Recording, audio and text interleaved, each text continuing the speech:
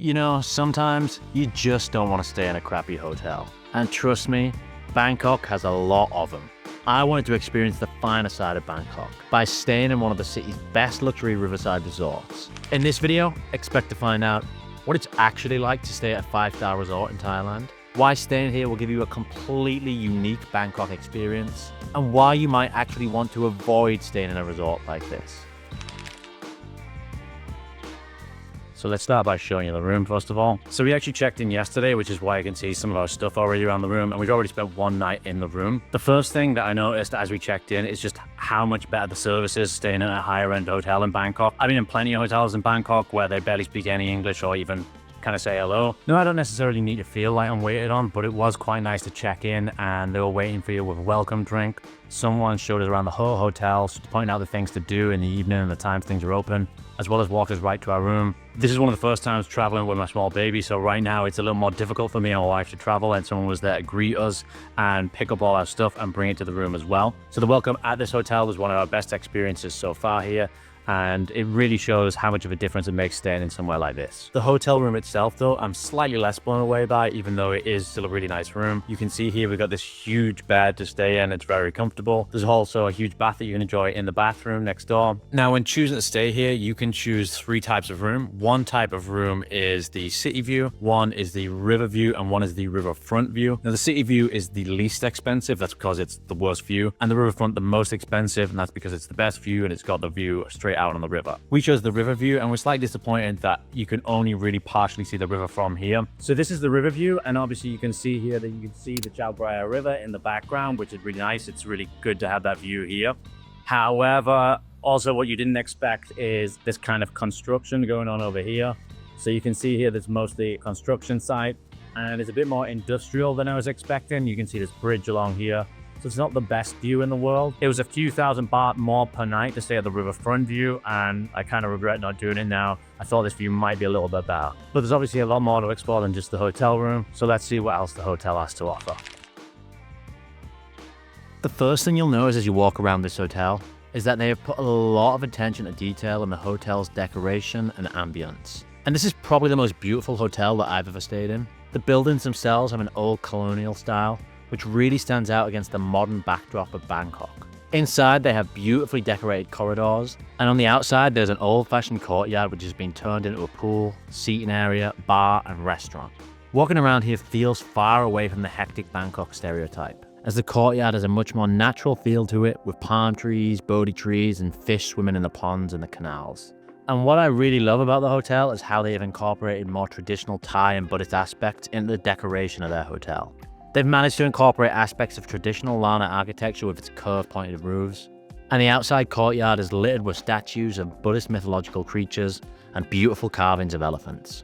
I've stayed in plenty of hotels around Thailand where by looking at the hotel alone, there's no real sign that you're in Thailand, but here you're constantly reminded about the country's culture and history. Add that to the fact that this hotel is located directly on the Chao Phraya River. It has a much more peaceful and relaxing atmosphere than any other hotel I've stayed in Bangkok. And this hotel is actually located a little to the south of where most riverside hotels are located, so there's much less in the way of tourist boats and traffic on the river at this section. In fact, during our stay at the hotel, we kept saying how this hotel didn't feel like we were in Bangkok. As you might expect from a hotel like this, it had a very nice pool area, but what stuck out to me most was how well looked after and organized the area was. As soon as we arrived, there was someone there waiting to give us a towel and help us to find a sun lounger, which is extremely helpful when you're carrying a small baby. Not only that, but we realized they were keeping track of who was sitting where and how long they had been missing. I'm sure we've all been in hotels before where people have woken up early to put their towels in the sun lounger and then disappear for hours at a time, leaving you to have to sit far away from your friends and family. But not here. In fact, there were signs saying that if you had been gone for more than 20 minutes at a time, the staff would remove your items and make way for other guests. Add on to that there were buttons to call someone over to order drinks, and you've got a winning formula. The pool water was a little too cold for my baby girl, but not a problem for the other kids. In addition to the pool, there was a nice hot tub area to relax in as well. Let's go check out the breakfast. So I'm used to Thailand hotel breakfast, trying to do a bit of everything.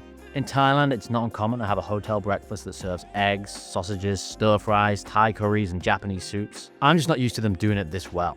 The breakfast served pretty much every type of breakfast food you can think of, and it was all delicious.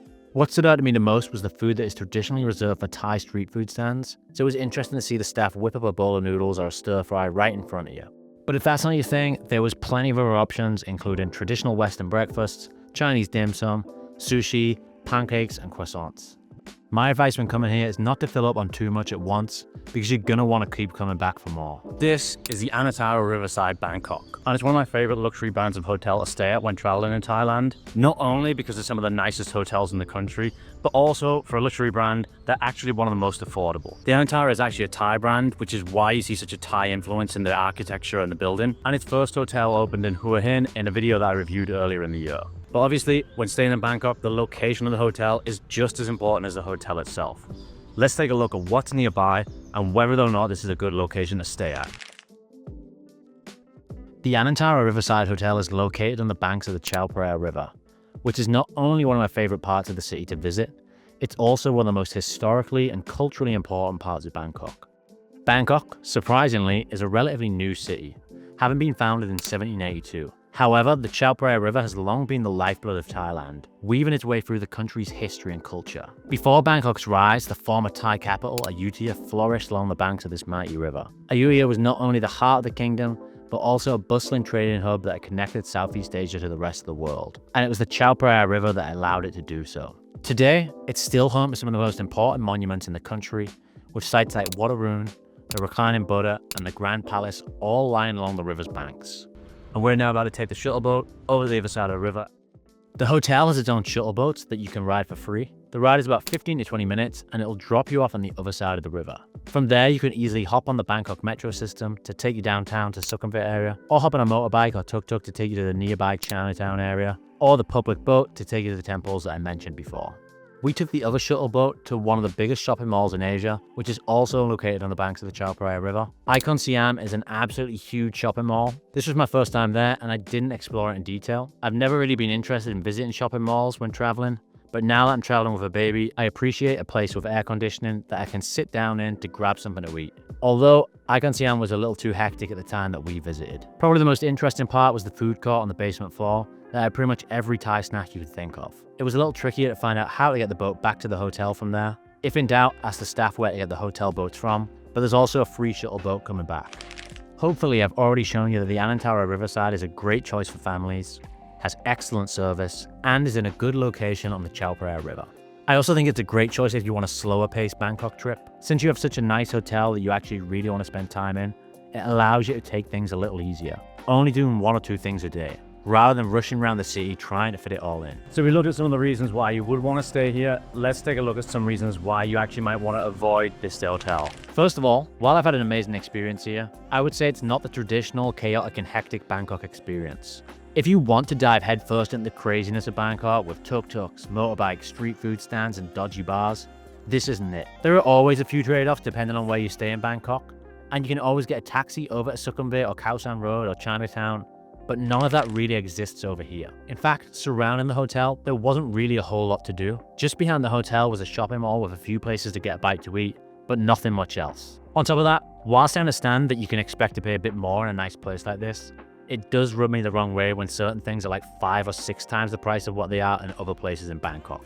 Around Bangkok, for a small Chan beer, you can expect to pay between 70 to 120 baht for it, maybe 150 in a nice place. But once you've incorporated the mandatory service charge and taxes, these beers were going for over 300 baht, which is double the price of the most expensive places and about 5 times more expensive than the cheap places. This was the same for basic Thai dishes and pretty much everything else on the menu. Luckily, there was a 7-Eleven nearby. But staying in luxury resorts in Thailand can get expensive. Watch this video here to find out how I stay in Thailand's best resorts for cheap.